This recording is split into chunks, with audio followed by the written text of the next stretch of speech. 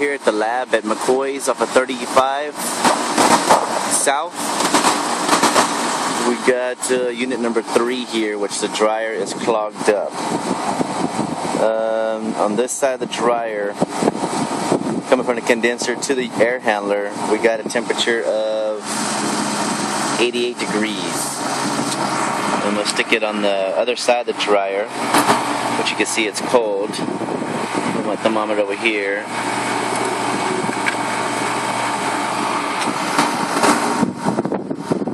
And there we are reading about 65. So that's an indication that the dryer's clogged up. Also, you only want like a 2 degree split, more or less.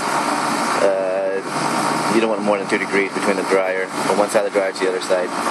And also the gauges, you're reading right at about a 30 degree saturated boiling point, so for the edge start freezing up already.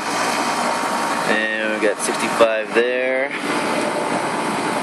So the dryer is clogged up inside there. I'm going to take the clamp off real quick.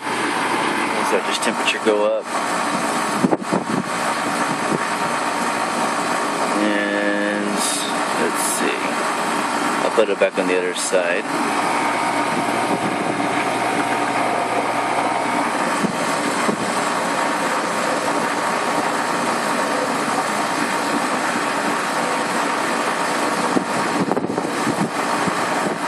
Back up to 86, 87.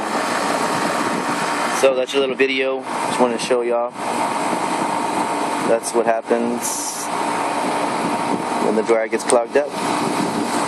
What type of readings you're getting off the gauges and the meter.